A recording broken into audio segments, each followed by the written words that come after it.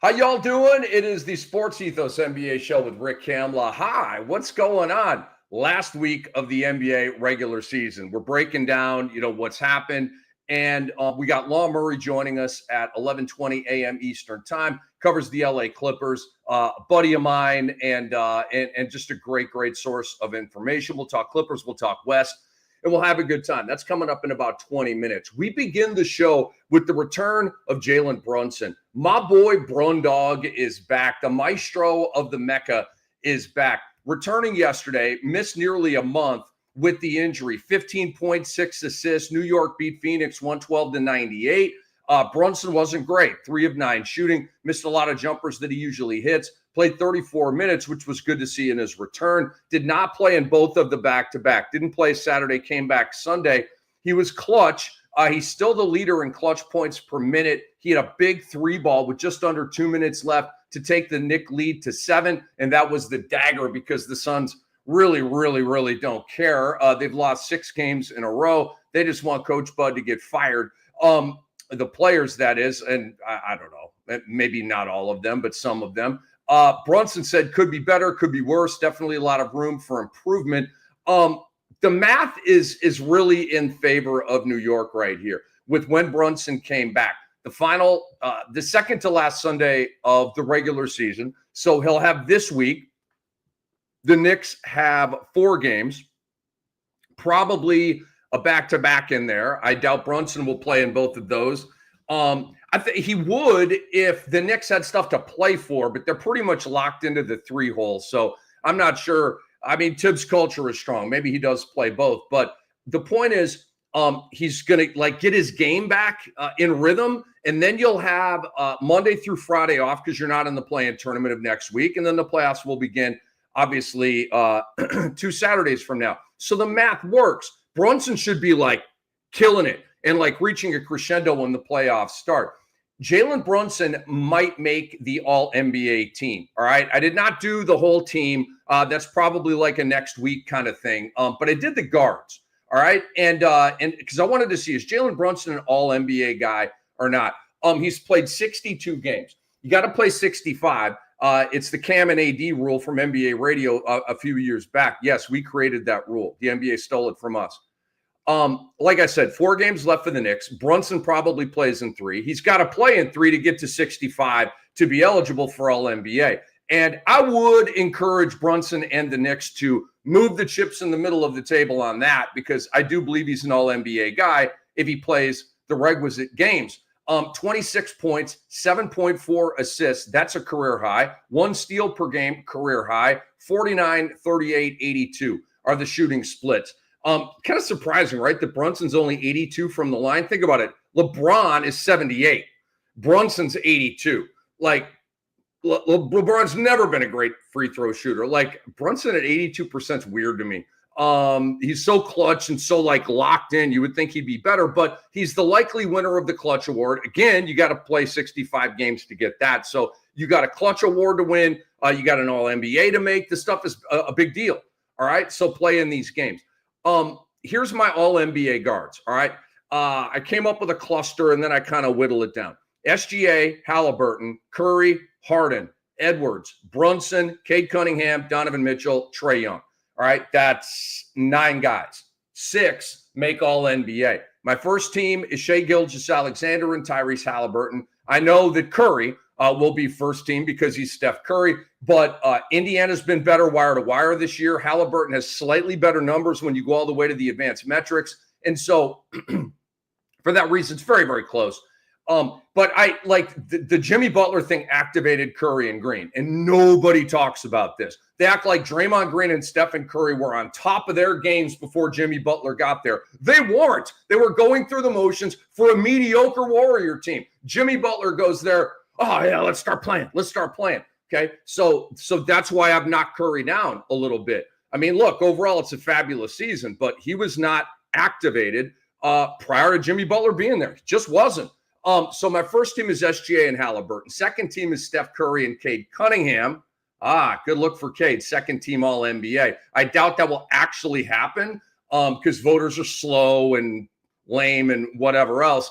And then third team, I've got Anthony Edwards and Jalen Brunson. Not making the cut, James Harden, Donovan Mitchell, and Trae Young. Obviously, all having terrific years. It's tough. You can only pick 6 guys. SGA, Halliburton, Curry, and Cade, Edwards, and Brunson. Those are my all-NBA guards. Guys, the rise of OG Anunoby continues. When is this going to end? Is it going to end? OG Anunoby, 32 points yesterday, 19 in the third quarter, okay? Playing aggressive, getting buckets. He's averaging almost 24 points per game since Brunson sprained his right ankle in LA last month. He was averaging 16 points per game before the injury. So he went up 8 points per game. No, it's not going to continue because Brundog is in there. Cat is going to eat a lot. And then you're going to have OG and Bridges, settling in around 13, 14 shots a game. So it's been a good run. It's nice to know that OG has all these 30s in him. Push a button, OG goes for 30. Wow, right? I didn't really even know he had game like that. And I'm not like a sleeper on OG. I like him, but this guy's been clicking off 30-point games like it's nothing, like he's Devin Booker out there. It's been impressive, and it's over. Are the Knicks about to make a long playoff run? No, they are not, folks. They are going to lose in the I should say, is going to the conference finals. That's a long playoff run. A second round, that's not a long playoff run. The Celtics are going to beat the Knicks in the second round. That's going to happen. Knick fans, you already know. I mean, you don't because you all are confidently and appropriately delusional. Like, I'm not mad at you for like loving your team and thinking y'all are going to win the chip this year and all that kind of stuff. And we go back to Walt Clyde and to Busher and Bradley and Earl the Pearl, all these guys, right? I know you're trying to get that going again. Speaking of history, the Knicks got 50 wins yesterday, back-to-back seasons with 50 wins for the first time since 93, 94, and then 94, 95. That was the heyday of the Patrick Ewing era, going to the finals and all that kind of stuff. So this is a renaissance, but your team is flawed, okay? I am not into the bench of Mitchell Robinson, Precious Achiuwa, Miles McBride, Cam Payne, and Landry Shamet. Is that bench doing it for you? That bench isn't doing it for me. I know. Tibbs is going to play his starters 40 minutes a game. Okay, I get that. You're going to need some punch off the bench. Are all of these guys going to play 48 minutes? If you're telling me that Brunson, Cat, we already know Josh Hart's playing 48 minutes, and Bridges and Anunoby are playing 48 minutes. Are you going to tell me that right now? Is that going to happen? If so, I'll stop talking about the bench. But I'm talking about 8 minutes from McBride, 12 minutes from Shamet, 11 minutes from Mitchell Robinson. Maybe that's all it is. But those are minutes. You have to play well in those minutes, and I don't like this bench, okay? For the Knicks, they don't have a sick'em defensive player coming off their bench. Not one, okay? You don't even have a guy like Kenrich Williams on OKC. He'd be fantastic on the Knicks. You don't have a 3-and-D guy off your bench. That's a problem. You don't have a guy like Grayson Allen coming off your bench. It's just Duncan Robinson, right? Just out there to hit threes, stretch the floor. You don't have that guy. You also don't have the octane guy, right? Like J.R. Smith back in the day or Malik Beasley this year, where you can just count on 15 every night from that bench guy. They don't have that. That's a problem, okay? So the Knicks to me are going home in round 2, and that's how I see it. Guys, what is wrong with the Denver Nuggets? ESPN had a headline this morning. It says, Nuggets searching for answers amid a 4-game losing streak. Guys, it's real simple. Jamal Murray, has missed the last 5 games. The Nuggets won the first of those 5, and they've lost the subsequent 4. When you don't have your second best player, you usually lose some games. Duh. It's not that hard. Why are we overthinking? What's wrong with the Nuggets? Well, they got to get Jamal Murray healthy. That's it. Okay? When they play with Jamal Murray, they play well. When they play without Jamal Murray, they struggle. Okay? Even with the greatness of Nikola Jokic, who's putting up these stupid stat lines. Okay? Let's break down the 4-game losing streak. Denver lost the game of the year in double overtime. Okay, the mistakes by Russ, the fouling NAW and all that kind of stuff. And I'm not mad at him. I'm just saying, but that game, right? Jokic went off. All these guys went off. Okay, you lost that game. It's a coin flip game. Nothing to be ashamed of there. The next night, because you were gassed out from double OT, you forfeited a game at home against San Antonio. If you just play Jokic in that game, you beat San Antonio. But they didn't. They rested 6 guys, and you take an L. Like, okay, so that's one of the losses. And then Sunday, you played a nearly elite Indiana team, albeit without Pascal Siakam, and you blew a 13-point first half lead, which I feel even weird saying that. Like a 13-point lead in the first half means nothing in the NBA. A 13-point lead with like 3 minutes to go. That's a blown lead, okay? But anyway, this is what's concerning for the Nuggets for me, because I'm not concerned about any current affairs with them. They're fine. It's a Murray thing. But I am concerned about Jamal Murray. Michael Malone talked about him before tip-off Sunday. Asked if he expects Murray to be back in action by the playoffs. Malone said, hopefully he'll be able to be back by then. Not good, because there's no gamesmanship going on here. There's no reason to lie about this. None. No reason to lie. I mean, and the other, we're 2 weeks out, right? I don't think Denver's going to fall into the play-in tournament, but we're 2 weeks out from Denver playing playoff ball. Really? Jamal Murray's not going to be ready by then? I don't believe that. I think he will be ready for the playoffs, but the word hopefully. I have found over the years that players don't usually use it. Coaches use it, GMs use it, but it's really a coach thing. A coach says, hopefully this player will be able to come back for the next game. That player never comes back for that next game because hopefully, we're hopeful that is a very empty phrase. It means, I don't know, okay? Expected to return. That's what we're looking for here. Those are the magic words. So Malone using the word hopefully is concerning to me. Jamal Murray's having a great year, guys, quietly. No one's talking about it, and I get it. I'm not mad about that. But 21.6 points, 3.8 rebounds, 6 assists, 1.4 steals, 2.4 threes, 47, 39, 89 shooting splits. We're hovering around 50, 40, 90 here, and he's played 65 games. He's not an all-NBA guy, in my opinion. He's not that far off, though, based on the winning of Denver and a super, super efficient stat line, which is, if you look at the whole season in, fantasy rankings and, because it is kind of a good tool even for you non-fantasy folks to know kind of, all right, this guy's stat line, what does it mean? Jamal Murray is 15th in the NBA in overall stat line when you go to advanced metrics. 15th, okay? He's having a really good year. How about the standings, guys? Denver is 4th right now. They lead a cluster of 5 teams that are separated by a half game from 4 down to 8, okay? It's Denver. It's the Clippers. We'll talk to Law Murray in about 5 minutes here, who covers the Clippers. Golden State, Minnesota, and Memphis. 5 teams separated by a half game with 1 week to go. Yep, it's as good as it gets because the OKCs, the Houstons, the LAs, they're the 1, 2, 3. They have no clue who they're going to play. And they're not going to know who they're going to play until the weekend, okay? And then like OKC and probably Houston, they're not going to know who they're going to play until we get deep into the play-in tournament, okay? So much fun stuff coming up. But if Denver lands in the 4-5 game, I would pick them to beat the Clippers, the Warriors, and the Grizzlies, but not the Wolves. The Wolves just beat them. The Wolves are 4-0 against Denver this year. The Wolves beat them in the playoffs last year. The Wolves are not the matchup that Denver wants to see. Denver will lose to OKC in the second round if they stay in that 4-5 bracket, okay? They got to either get up to 3 or fall back to 6. That would behoove them because then you're going to miss out on Oklahoma City until the Western Conference Finals if you can get that far. And Nikola Jokic is just absolutely stupid. 41, 15, and 13 yesterday in that loss to the Indiana Pacers.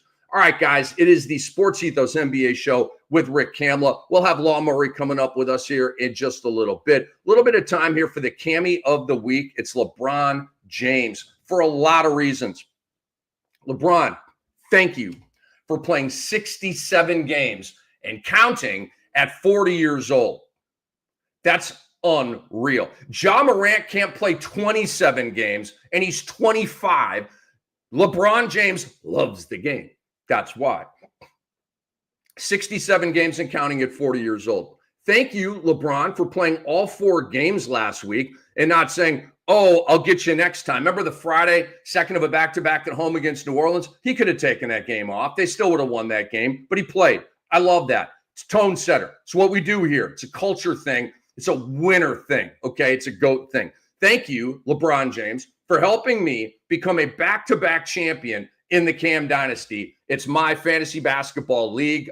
Won the chip last year because LeBron was healthy. Lost the chip the year before because you remember LeBron wasn't able to finish that year. LeBron finishes out this year. Boom, I win another title. And obviously I've got a lot of other studs built around him, but he's the key. He's the hub. He's the best player on my team. And I have Harden and Mitchell and Murray and Cade Cunningham, and maybe Cade's better. But I got a Mobley. I got a crew, dude. But I got LeBron, okay? And when we did the startup draft for this dynasty league, dynasties where you keep your players year after year after year, LeBron fell to like the 4th round, right? Dynasty league, you want younger guys, all this kind of stuff. I took LeBron, and at the time it was like he might only play 1 more year. I'm like, I want LeBron. I'm going to ride this out until the end. I literally didn't see him really playing this long. This is like gravy right now. So LeBron, if you've only got 1 year left, let's make it a good one. And let's submit the dynasty for me here in the Cam Dynasty. But back-to-back chips for me. I'm very, very excited about that. I got like a puppy chest about it. But last week, LeBron James, in those 4 games, 24, 4, and 7, 1.5 steals, 2.5 threes. Phenomenal. At his age, right? I mean, those numbers are phenomenal overall. But LeBron, thank you for being the GOAT of longevity. You may not be the overall GOAT because Jordan is my GOAT right now. If LeBron gets a 5th ring, as I've said for years, he will pass Michael Jordan for me and Kareem. But if there's a 2-ring separation between Kareem and Jordan and LeBron, I got to rock with those 2 guys above Bron. Just where I'm at with it, man.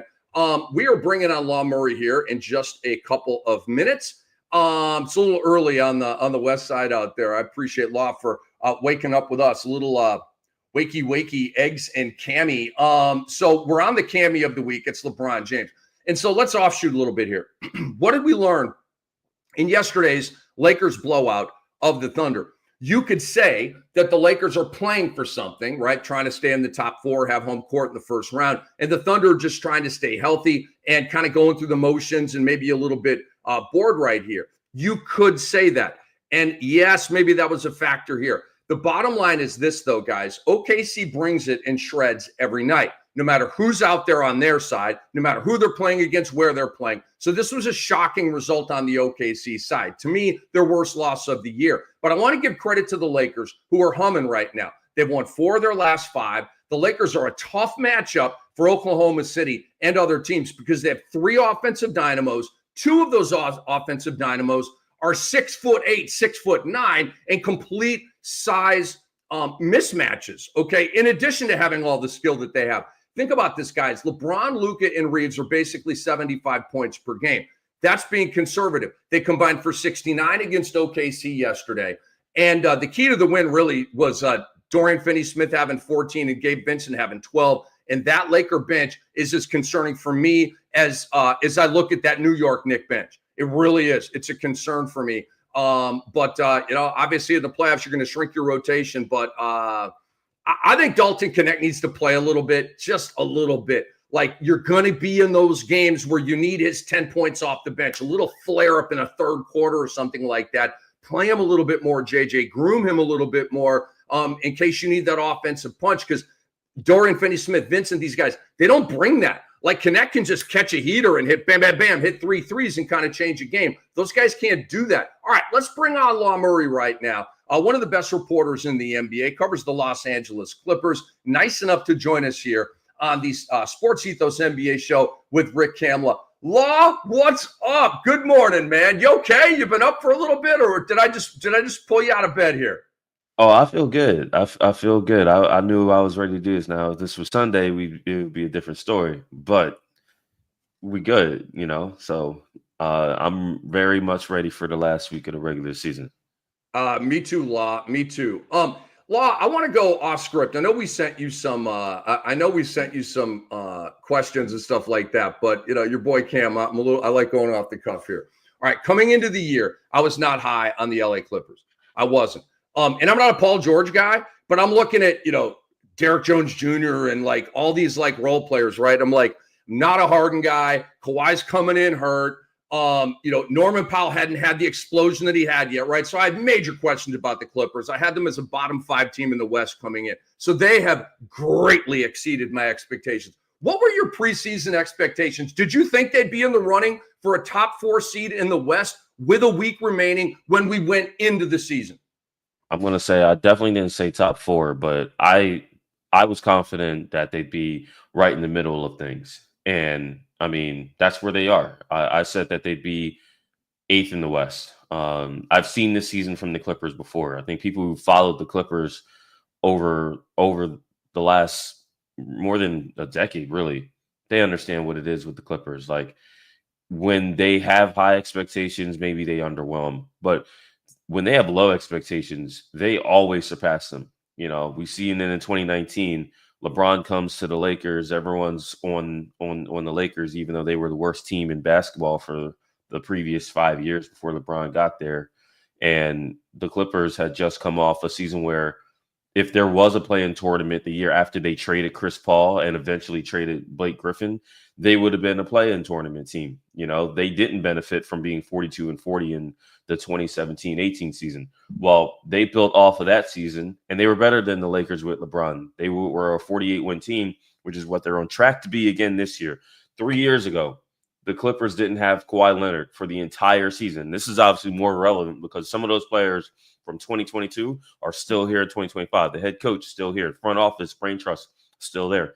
That team went 42-40 in an underwhelming West, but still they were the 8th seed, and they were the 8th seed by several games. The team that wound up eliminating them in the play-in tournament, the New Orleans Pelicans, they were 6 losses worse than that year's Clippers. So the gap is going to be even wider. The worst case scenario for the Clippers is that they have to host a game next Friday at Intuit Dome for the right to be the 8th seed against either the Mavericks, the Sacramento Kings, or the Phoenix Suns. That's the worst case scenario.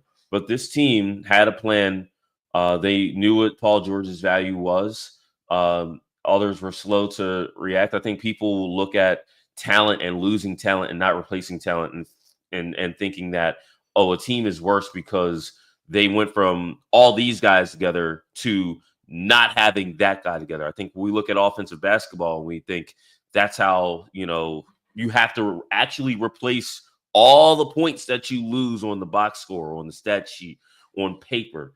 So people going off of paper probably didn't think that highly of the Clippers, but looking at the Clippers history and how they approach team building and how they have always won games and been good when they are shorthanded or whatever, I mean, they got it done this year. And other teams, those teams that I said could face the Clippers in a potential 8-9 game next week, like people thought highly of the Suns because of what?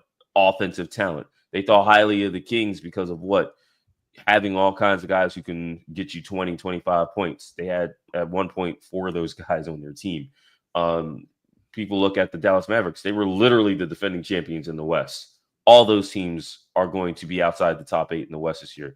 But the Clippers knew what they were doing this offseason, and they've done nothing but validate that throughout the whole year. Law Murray hanging out with Rick Kamla here, the Sports Ethos NBA Show with Rick Kamla. You mentioned the Suns. I hated the Bradley Beal trade. You mentioned the Kings. I appreciate going to get a DeMar DeRozan. However, what you needed was 3-and-D. You did not need, another bucket getter. You go get Levine. It's offense on offense on offense. So I ain't tripping on either of those teams. I know you've got to have that balance, and you know that as well, Law. Let's talk MVP here on the Clippers side. Who is the Clippers MVP this year? Man, out of respect, James Harden. But, I mean, if you want to talk about who's been the most indispensable player and who has been the player who defines why and how they've been a good team this year, I would say Ivica Zubac. And again, like Ivica Zubac's success on the offensive side of the floor, a lot of that has to do with working with a player like James Harden, raising the talent level around him. I think that's credit that James doesn't get. That's why I would say James is this team's MVP. He's this team's all-star. he's going to get all NBA votes. One of them might come from me. You know, I haven't gotten I'm getting the vote for the first time this year. I don't know what that ballot even looks like. I don't know if, I get to put circles in or push a button, man. I don't know. I'm just saying this week matters for someone like me. Like, I am a completist. I'm a procrastinator. I wait until the last possible moment to make my decisions. And you can't blame me because you can't tell me a single matchup in the Western Conference right now. It's all up for grabs. And so with the LA Clippers, these last games are relevant. How these guys play is relevant. And I got to give James credit for not just being a ceiling raiser, but for elevating his teammates like Zubats. But that being said, the LA Clippers weren't a great offense this year. They're a great offense right now, but they weren't a great offense this year. What they were was a competent offense when they weren't turning the ball over, and an elite defense literally from the first week of the season until right now. So Ivica Zubac has been that indispensable presence where if he's not on the floor, they haven't been as good. He is a rim protector, but he's also been challenged this year to do a variety of things on the defensive end. They're not just asking him to drop and wait for somebody at the rim. They're asking him to be involved in the entire concept of the defense from a team perspective. And then one of the most important things that you have to do defensively is you need to end those possessions with rebounds. The Clippers are the best defensive rebounding team in the league with a bunch of dudes outside of Zoo who don't look like strong rebounders. I mean, like, that dude Zoo is close to the lead in rebounds this season. And I think you got to give a lot of credit to him for that. So MVP for a team, it's like you gotta put some context on it. But Ivica Zubac says, I don't like qualifying as, like, I'm surprised, but it's like you can be surprised if you want to. He has been in a vacuum one of the very best centers in the league this season. And he's absolutely been the player that the Clippers, if he were to ever miss some real time, they would be in a world of hurt. They wouldn't be in the position they are in now. That's for sure. Great points. Law Murray hanging out with Rick Kamla. He's with The Athletic, covers the Clippers, covers the NBA. One of the best basketball minds out there. This is the Sports Ethos NBA Show with Rick Kamla. Law, James Harden's history is coming up vacant in big games in the playoffs. And the overall body of work is elegant, okay? This is a first ballot Hall of Famer we're talking about, one of the best stat guys of his generation. And there's all kinds of positivity, right? You get to the playoffs, you get to game 5, game 6, game 7, and it just doesn't happen time after time after time. I don't have any reason to think differently this year. Do you? I do. I think it's about role and responsibility and who's around him. That's not me making excuses for him.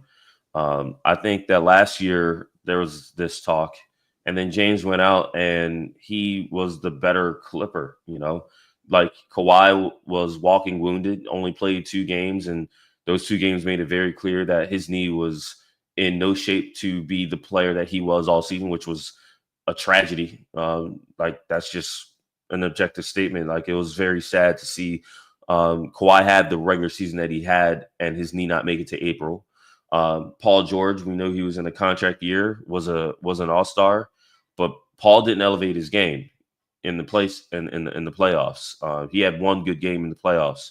And even in that one good game, it was James Harden who closed down the stretch in that game 4 with all the floaters. That was a tied series 2-2 going back to LA against the Dallas Mavericks. And James got his shot blocked a couple times. That's the game where James underwhelmed.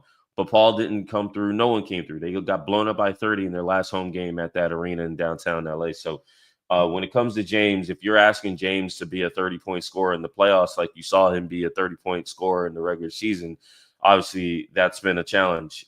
His game doesn't really translate in terms of that as well. But if you're asking James to be a good player, I think the player that the Clippers have asked him to be, especially given the fact that he does not have to carry this offense from a scoring standpoint, I think he's going to have some success because he's got other guys who can support him. And I think he's always been able to do that well. I think last year he did that well. James played his role really well. James is at the stage of his career where asking him to elevate and dominate from a scoring standpoint, yeah, that's always been tough to see him have some of his worst scoring games in the biggest moments. Like, we've seen that. But James Harden as the primary playmaker, the taste setter, the tone setter, the playmaker who's got to get everybody else going, I think that's a valuable player when you have the other pieces that the Clippers have. And I think that's what's going to be how I judge him in the playoffs. It's not, hey, how many times did James drop 30? It's, did James put this offense in position to succeed more often than not? And it's still going to be hard, but I think he did it last year, if we're being real. And I think he can do it with whatever matchup the Clippers wind up earning for themselves. Law Murray hanging out with Rick Kamla, Sports Ethos NBA Show with Rick Kamla here. And Law, I want to talk Kawhi Leonard with you. You've covered him for a long time. You've just observed him probably even longer than that. You're very familiar with his game. And we just had a back-to-back here. Is he at peak performance right now? I would say he is. He had an incredible March. The kind of March that Kawhi Leonard had this year was approximate to the March that he had before his knee gave out. And the difference is the Clippers managed him. They have let him build up some strength and endurance, and being able to not just play in both ends of a back-to-back. Obviously, the minutes were managed and there wasn't any travel involved, but he excelled. Like Kawhi knows, okay, I don't have 30 minutes. I don't have 35 minutes in this game. So he's going to be even more aggressive and even more effective. And that's what we saw from him. I think that's all the Clippers are asking for, all Tyronn Lue's asking for. Can we get a playoffs where Kawhi gets there and gets through it and finishes a series? If you beat the Clippers, you beat the Clippers. But the Tyronn Lue wants to say, I had my best group out there playing their best ball. It's not happened. This is his 5th season as the Clippers head coach. He's still looking here for his first, where he finishes a postseason with Kawhi Leonard. Kawhi Leonard has never taken questions after the Clippers' last game of a season with Tyronn Lue as the head coach. And so I think that what you see from Kawhi is a player who is even more active defensively, even more active on the glass. A guy who, when he first came back, he was sitting in the corner, in January.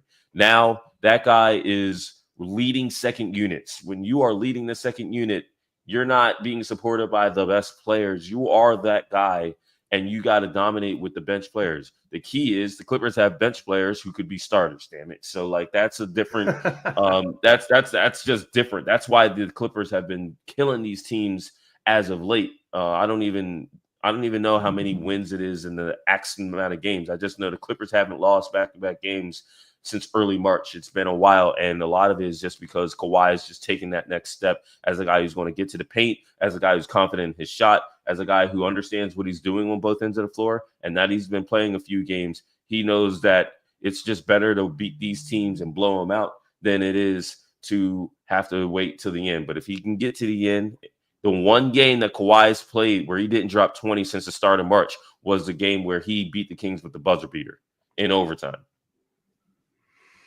I love it, man. I love it. Law Murray hanging out with Rick Kamla here on the Sports Ethos NBA Show. And I want to tell you how to follow Law Murray. Go to @LawMurray, just like you think, the NU, @LawMurray, the NU. Law, do you have an MVP vote? I'm curious about that. And whether you do or you don't, who would that vote go to?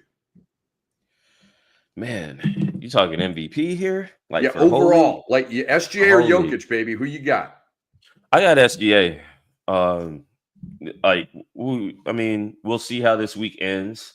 We'll see where the Nuggets wind up. And this is no shade to Jokic. I hate that award voting, can usually come down to, pointing out someone else, another candidate's shortcomings or weaknesses or whatever. Like, Jokic is the best player in the game to me. Like, what he does from a skill standpoint, especially at his size, like, Jokic is stamped for me. That dude has 3 MVPs already, and then the 1 year of the last 4 where he didn't win MVP and Embiid did, he obviously got his Finals MVP, which validates everything he's ever done in the regular season. So, this isn't even about Jokic to me. It's the fact that dude Shai Gilgeous-Alexander is a two-way player damn near the leading scorer in the NBA. Again, things that I have not checked because I don't really look at stats like that, like a lot of people do.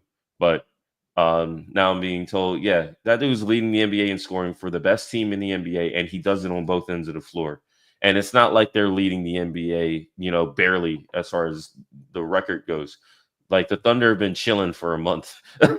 Like how valuable that, like, we got to reward winning again. You know what I'm saying? Like Thank you. we gotta put something on for teams winning. Like I remember NBA seasons where teams didn't win 60 games because like the league was just that even, if you want to call it that, like even at the top.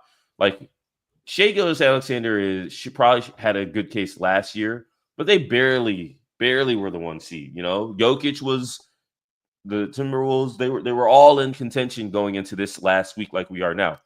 They mopped this Western Conference up, the entire league up. They went 29-1 against the Eastern Conference, and the one loss was when they visited Cleveland, the only other team winning 60 games, right? So I feel like a player like Shai, who's been available, leading his team in scoring, does it on both ends, best defense in the league, all of those qualifications for a bona fide contender. And it ain't a fluke. They were the 1 seed last year. I think that guy is my MVP. And, in a vacuum, yeah, I think Nikola Jokic is a better player than Shai Gilgeous-Alexander. Nikola puts up crazy stat lines, but he also puts up crazy stat lines for a team that loses games to the Washington Wizards. You know what I'm saying? So I think, like I said, I think we gotta put value on winning, and we gotta reward Shai Gilgeous-Alexander. You made my day with that line, bro. That was awesome. That was awesome. The Jordan Poole shot. Yep, we all saw it. That happened. Boy, that's a blemish, baby. You can't get that one off the resume. If Nikola doesn't win MVP, don't blame Nikola Jokic. Blame the environment. I mean, look, I don't, like you said, I just think SGA has taken it. I don't think Jokic has lost anything. I'm not mad at Denver. I just think SGA had to go Wilt Chamberlain, Herculean Jokic is averaging a triple damn double, man. Like, this is almost always an easy MVP for that guy, whether it's Jokic or player X. But Law, you said winning has to matter. I'm huge with that to me. And I have been for the whole time I've been covering the NBA. MVP, All NBA, and to a degree, the All-Star game, but a little bit less. Law, it's a 50-50 combo for me, stats and wins. It's like, and it maybe 45, 55, it toggles a little bit, but you've got to win. Like my All-Star, when we predict All-Stars and stuff, I go with the winners, baby. I had 3 Cavaliers on my All-Star team. I had Mobley, Garland, and Mitchell. So I totally agree with you, Law. And I know you know this, but I want to reiterate this because some of our viewers may not.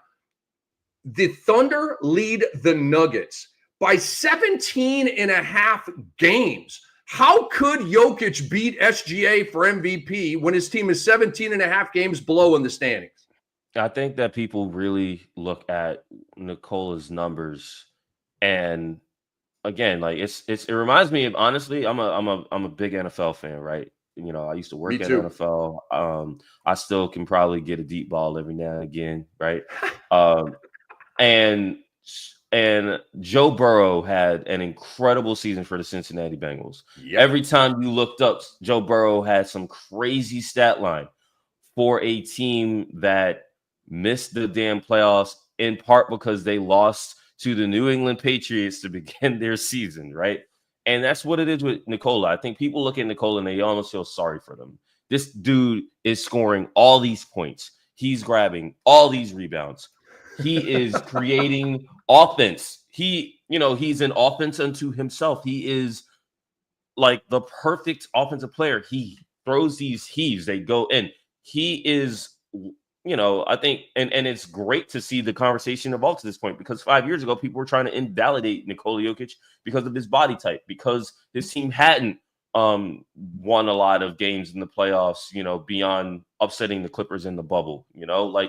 People have really, turned around how they appreciate Nikola Jokic. And that is something I'm happy about. But now we've gotten to the point, and it started when Russ got his MVP for averaging a triple-double for an OKC Thunder team that otherwise wasn't worth a damn. Like KD left that team and went on and won his championships, and people felt so sorry for the Oklahoma City Thunder and Russell Westbrook that Russell Westbrook doing this yeoman's effort in terms of, making an impact across the stat sheet, they felt like that needed to be rewarded. Well, guess what? Russ wound up averaging triple doubles for an entire season 3 more times and never came close to another MVP award. This is a situation here where, yes, Nikola Jokic is great, but Nikola Jokic's team is in danger of going on the road in the first round of the playoffs.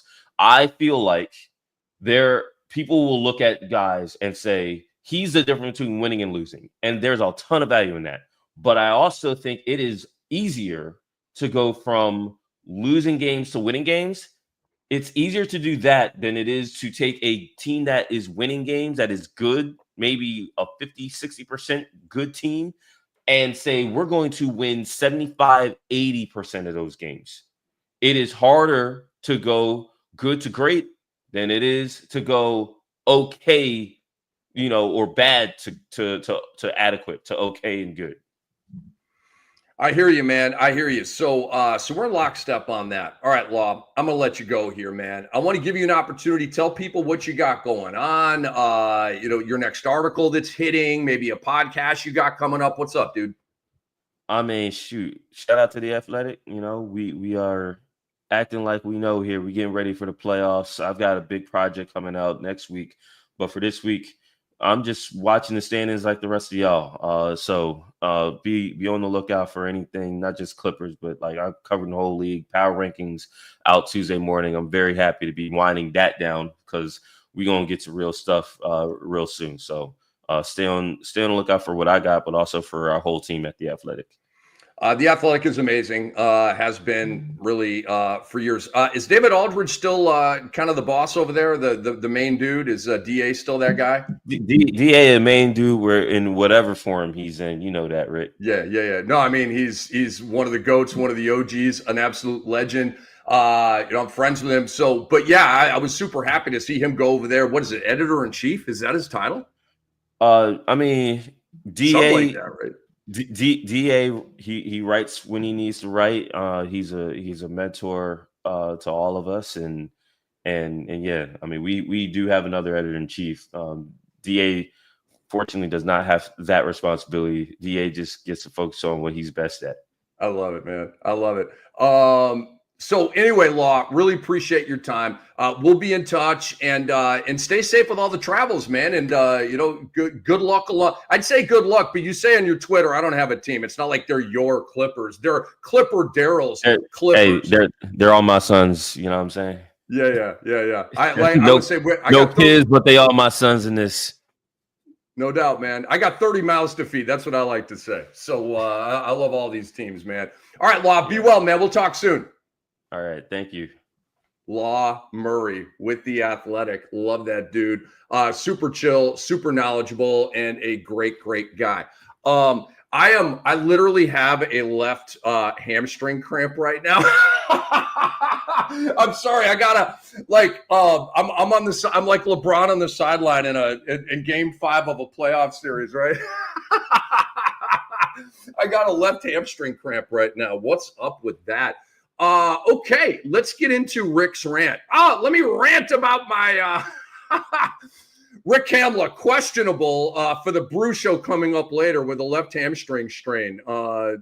Questionable to doubtful. I'm just kidding. Because I play through stuff. I love the game, baby. I take an easy way out like John Morant. I'll get to him in a minute. Rick's rant. Gather around the fire, kiddies. Grab a little stick. Put a little marshmallow on it. Let's go. Draymond Green has talked his way into winning a Defensive Player of the Year award. Blah, blah, blah, blah, blah, blah, blah. You all are buying it. Why? You're gullible. Why are you buying this? The voters, I don't know if they voted yet, but like the betting board is a good indication of who's going to win and all this kind of stuff. But Draymond Green's going to win Defensive Player of the Year. And I'm going to freaking lose my mind, okay? He right now is the heavy favorite on the betting boards in Vegas. Heavy favorite. He started the season plus 6,000. Not even on the radar. January 17th, he was at plus 12,500. Why do you even have odds at that point? I mean, I guess you could have played Draymond, put $100 on that. My God, what a bet that would be. And I think you'd be looking at $125,000 back on that $100 investment at plus 12,500. Anyway, Wemby gets hurt on February 20th. We didn't get hurt, the blood clot thing. And so then Draymond's odds went to plus 3,500. Still a great bet at that point. March 9th, plus 5,000. March 23rd, minus 110.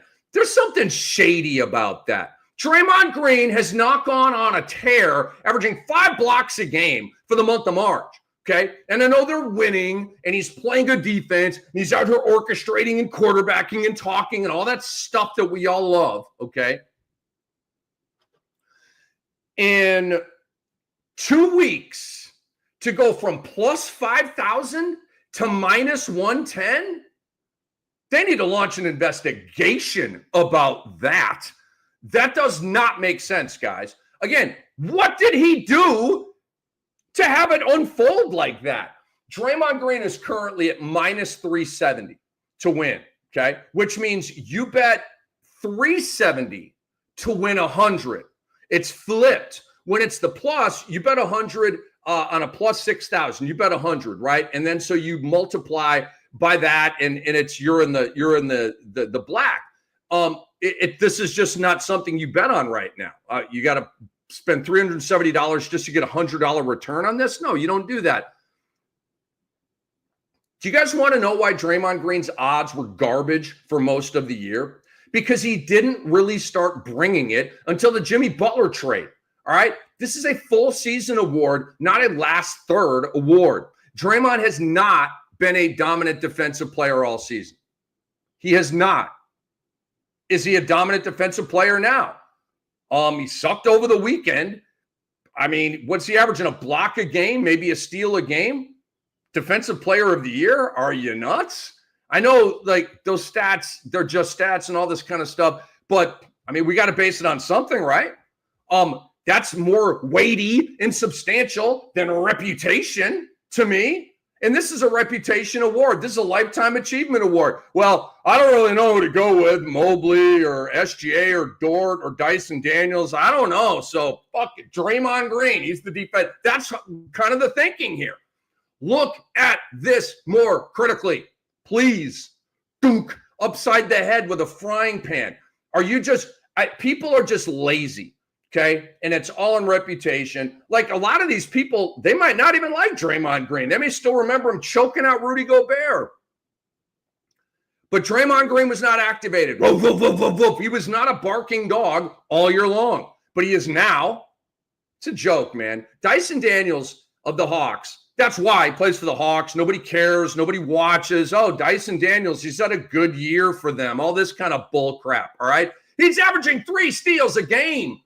He has literally won games on the defensive end of the court. He has literally transformed the Hawks defense from like the worst in the league to middle of the pack. He did that. One guy. This is a joke. You all are falling for the banana in the tailpipe. Draymond Green is campaigning and you're buying it. Green has publicly stated that he has a 1,000,000% case for the award. He believes his defensive impact goes beyond the stats. He's selling you. He emphasizes his ability to disrupt opposing offenses, alter their game plans, rather than just focusing on individual matchups. Because his individual matchup is lighting him up, but, I'm orchestrating, and I got to help out Pajemski over here. Blah, blah, blah. Y'all are buying it, man. Don't buy it. Do you guys just gullibly go with whatever your government tells you to do? Really? Really? There's a better life to live, guys. There's a better life to live. Draymond Green isn't even number 2. Dyson Daniels is my DPOY. SGA is number 2. It ain't Draymond. I don't even know where Draymond is on there. I put Mobley ahead of him. I would. Maybe Draymond's 4th. Maybe I go Dort and then Draymond. I don't know. Draymond probably be 5 for me right now in my DPOY vote. This is a reputation situation, and I think it's completely bogus. Rick's rant continues. It's a 3-prong Rick's rant. Was Ja Morant's DNP on Saturday mysterious to you? It was to me. Ja Morant missed the game at Detroit on Saturday due to an illness. He was listed as questionable with an illness, later downgraded to out. The day before, he was listed as a starter. Did he just pick up the sniffles? Was he puking with the stomach flu? Did he have irritable bowel syndrome? I don't know. It says illness. Here's what I believe. One of two things happened here, guys, and neither answer is good.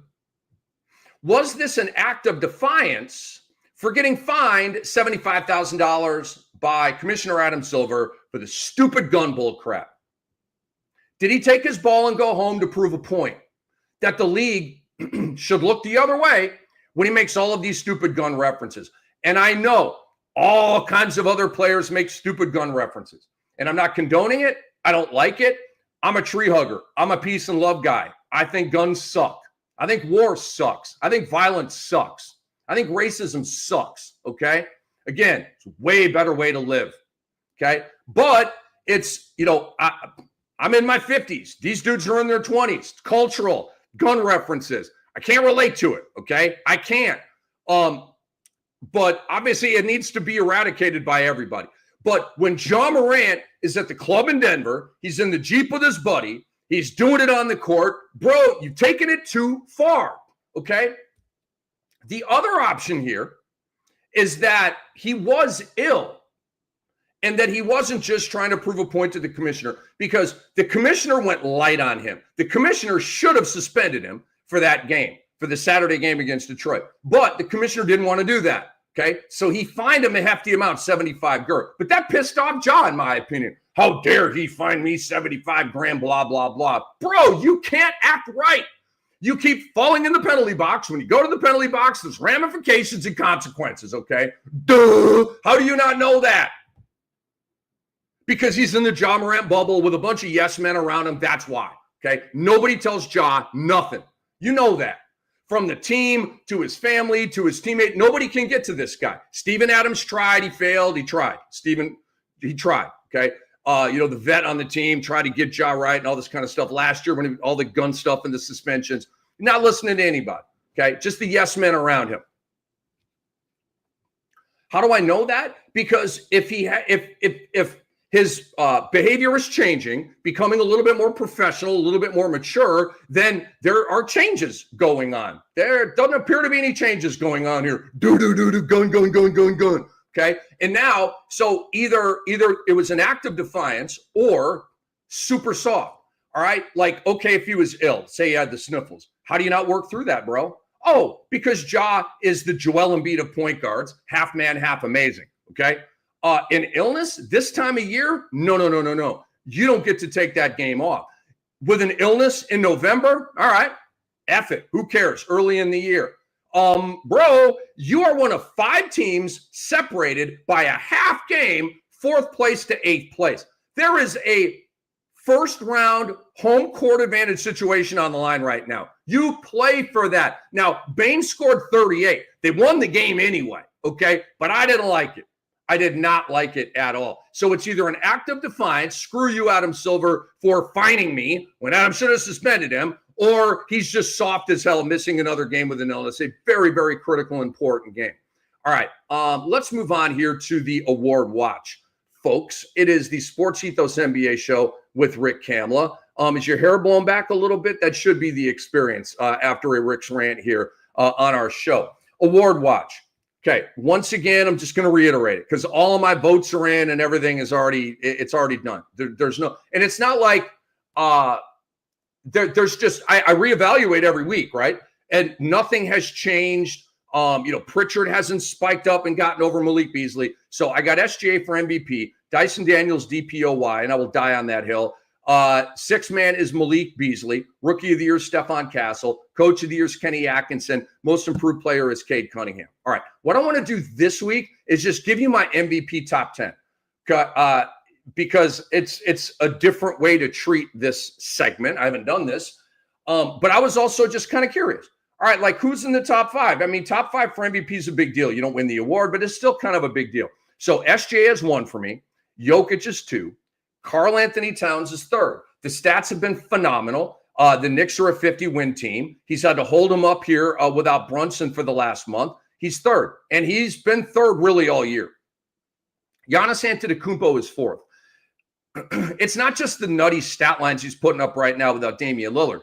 I mean, he's basically 31 points, 12 rebounds, 6 assists. What a stat line. Okay. He will, with one more game played, get to 65. He might have hit 65 yesterday. I've got the number of games here. I can't remember. I did it yesterday, I think. So he might have played. It might be 65. Anyway, no worries there.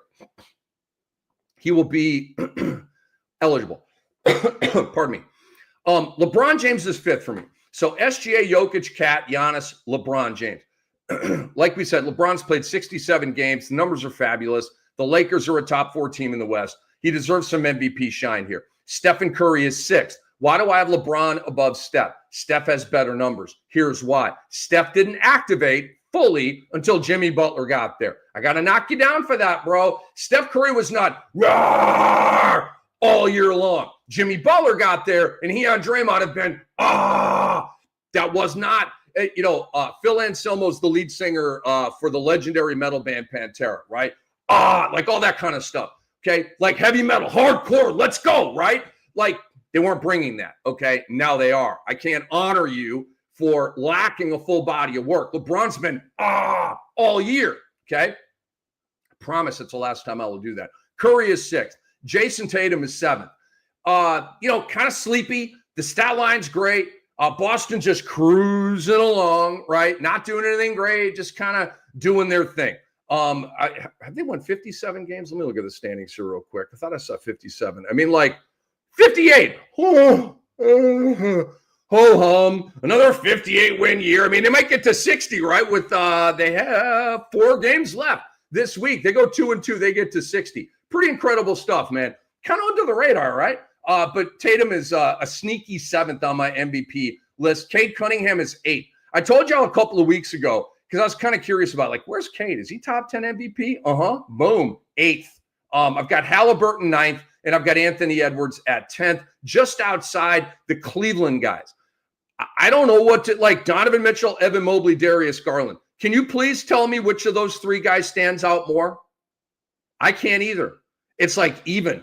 There's no MVP candidate from that team. Then Jalen Green and Alpi Şengün, it's like I love him, I see him, but not for this. Not yet. Cam Goodies. The Hall of Fame class was announced.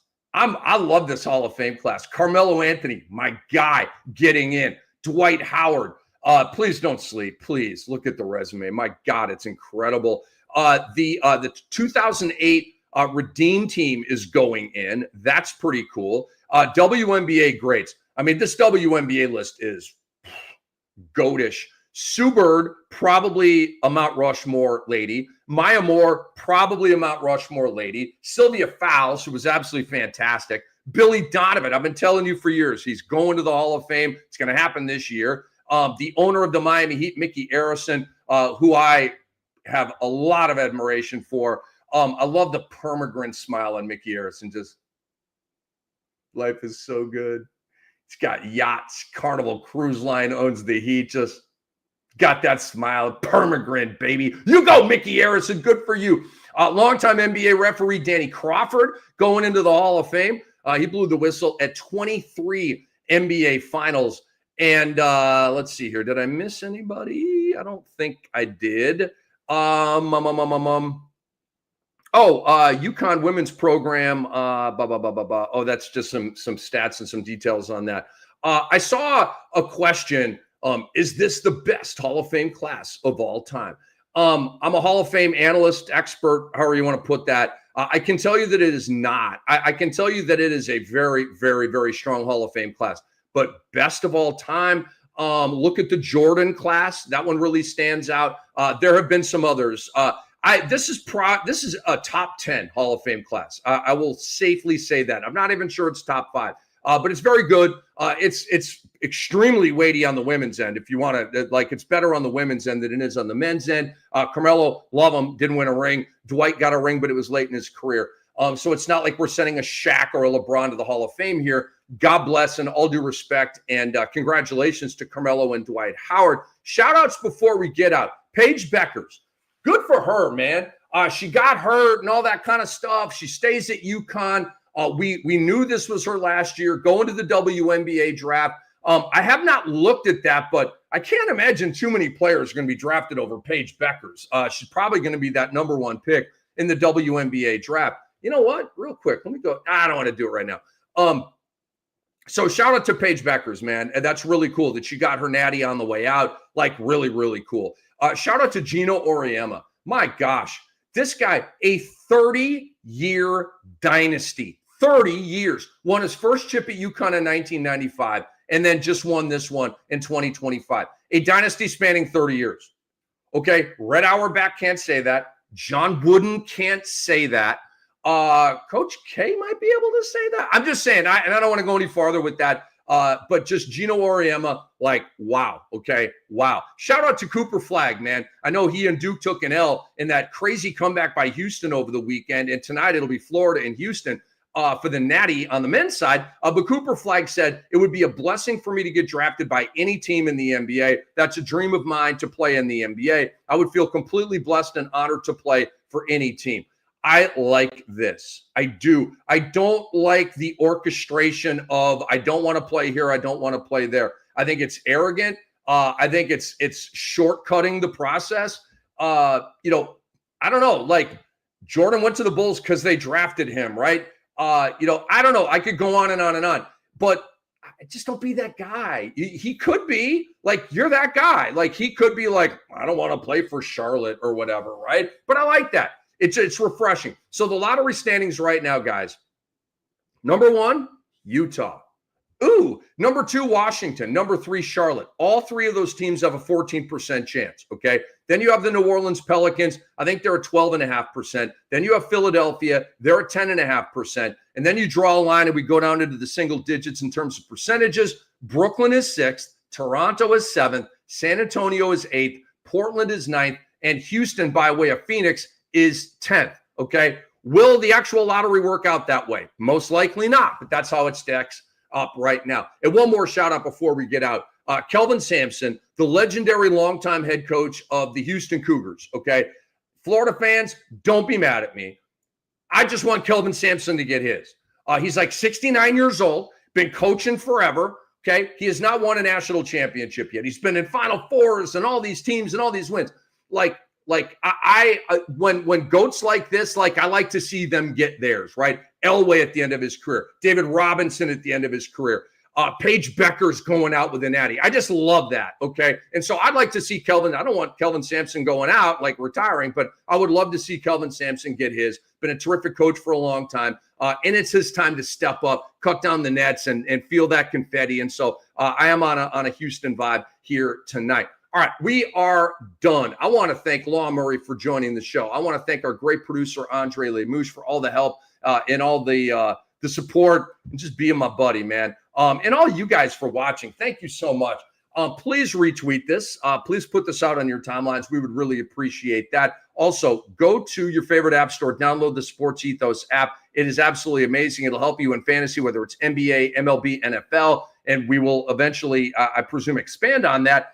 Go to our website, sportsethos.com. All kinds of terrific content over there. Subscribe to the Fantasy NBA Today podcast feed, the YouTube channel. We'd really appreciate all of that. The SportsEthos NBA Show with Rick Kamla podcast feed. Why don't you go ahead and fire that one up as well. I will see you guys next Monday at 11 a.m. Eastern time with this show. I will see you later on today live on the Fantasy NBA Today with Aaron Brewski. Will be on at about 12:30 p.m. Eastern time. So check us out over there. Love y'all. See you soon. Bye-bye.